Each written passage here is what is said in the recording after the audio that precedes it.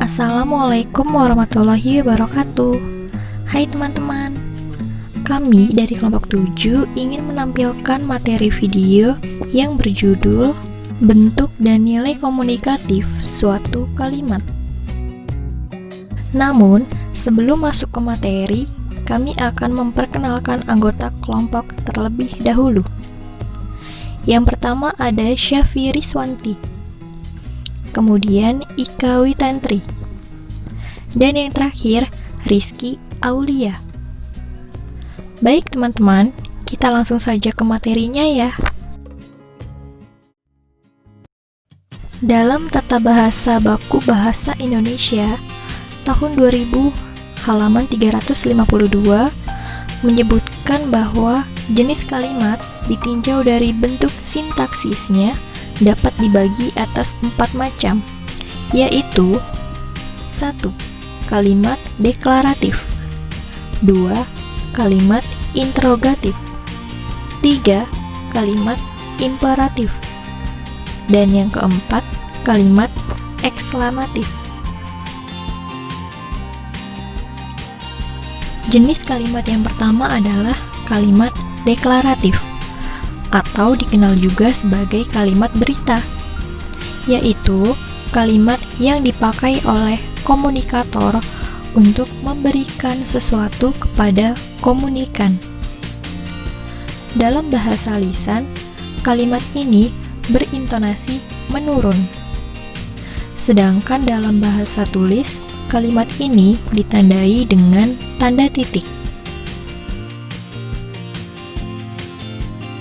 Adapun variasi pada kalimat deklaratif, yaitu yang pertama, kalimat versi adalah kalimat yang memiliki unsur atau pola kalimat yang berurutan, yaitu ada subjek, predikat, objek, dan keterangan.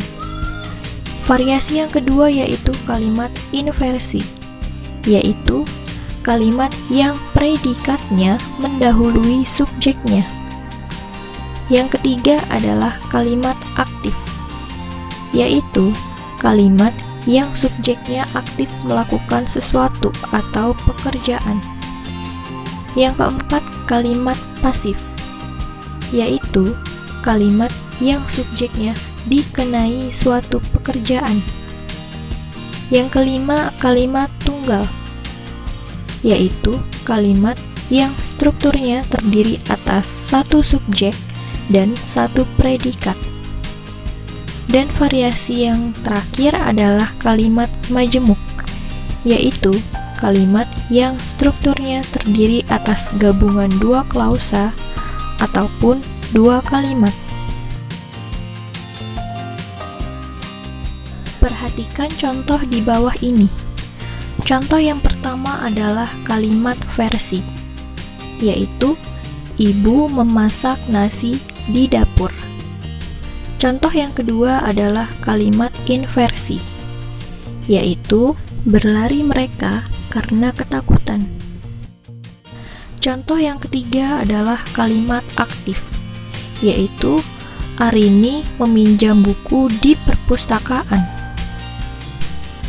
Contoh yang keempat adalah kalimat pasif, yaitu buku di perpustakaan dipinjam oleh Arini. Contoh yang kelima adalah kalimat tunggal, yaitu adik bermain. Dan contoh yang keenam adalah kalimat majemuk, yaitu adik akan berangkat ke sekolah dan ibu menyiapkan sarapannya. Jenis kalimat yang kedua adalah kalimat interrogatif. Kalimat interrogatif atau disebut juga kalimat tanya, yaitu kalimat yang dipakai oleh komunikator untuk memperoleh informasi atau jawaban dari komunikan. Dalam bahasa lisan, kalimat ini berintonasi akhir naik. Sedangkan dalam bahasa tulis, kalimat ini diakhiri dengan tanda tanya. Kalimat tanya biasa ditandai dengan kehadiran kata tanya, seperti apa, siapa, berapa, kapan, dan bagaimana. Contohnya adalah, kapan dia akan datang? Lalu contoh yang kedua, apa dia teman sekolahmu? Lalu, menurut Alwi dan kawan-kawan, tahun 2000, halaman 360, menyebutkan ada yang disebut dengan kalimat interrogatif embelan, yaitu kalimat tanya yang diakhiri dengan kata belum, bukan, dan tidak. Contohnya adalah, yang pertama, kamu sudah makan atau belum? Contoh yang kedua, perempuan berbaju hitam itu kakakmu bukan? Contoh yang ketiga, kamu suka sayur atau tidak? Jenis kalimat yang ketiga adalah kalimat imperatif, atau disebut juga sebagai kalimat perintah, yaitu kalimat yang dipakai oleh komunikator untuk menyuruh atau melarang komunikan. Dalam bahasa lisan, kalimat ini berintonasi akhir menurun. Sedangkan dalam bahasa tulis, kalimat ini diakhiri dengan tanda seru atau tanda titik. Kalimat imperatif digolongkan menjadi 5 jenis, yaitu yang pertama, kalimat perintah halus, yaitu jenis kalimat imperatif yang berisi perintah secara halus, menggunakan kosakata yang halus dan lembut. Kalimat ini biasa diawali dengan penggunaan kata mari, ayo, silakan, tolong, mohon, dan sebagainya. Contohnya adalah, silahkan duduk di baris depan. Jenis kalimat yang kedua adalah kalimat perintah ajakan, yaitu kalimat imperatif yang berisikan suatu ajakan serta harapan. Dalam kalimat ini, biasanya diawali dengan penggunaan kata mari atau marilah, ayo atau ayolah, hendaknya, harap, dan sebagainya. Contohnya adalah, ayo berangkat ke sekolah. Jenis kalimat yang ketiga adalah kalimat perintah larangan, yaitu jenis kalimat imperatif yang berisi larangan.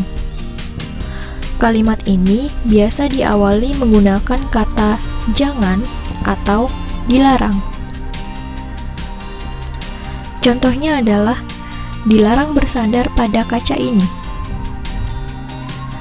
Jenis yang keempat adalah kalimat perintah permohonan, yaitu jenis kalimat imperatif yang bermaksud untuk mendeskripsikan sebuah permohonan atau permintaan. Kalimat ini biasa diawali dengan kata mohon. Contohnya adalah, mohon tidak meninggalkan ruangan ini. Lalu, jenis kalimat imperatif yang terakhir, yaitu kalimat pembiaran, yaitu jenis kalimat imperatif yang bertujuan untuk meminta atau menyuruh seseorang untuk membiarkan suatu hal terjadi. Contohnya adalah, biarkan saja dia pergi.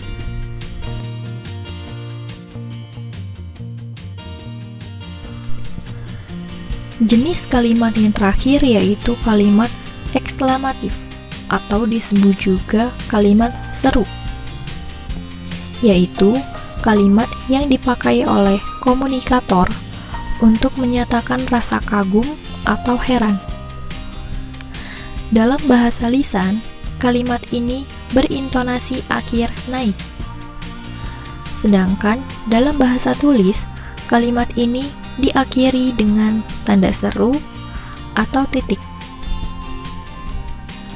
Karakteristik pada jenis kalimat ini yaitu diawali dengan kata alangkah, betapa, bukan main, wah, dan sebagainya. Contohnya adalah, wah, gaunmu indah sekali. Nah, teman-teman, demikian penjelasan mengenai jenis kalimat jika ditinjau dari bentuk sintaksisnya, yang dibagi menjadi 4 macam, yaitu kalimat deklaratif, kalimat interrogatif, kalimat imperatif, dan kalimat ekslamatif. Terima kasih teman-teman sudah menyaksikan video materi yang kami tampilkan.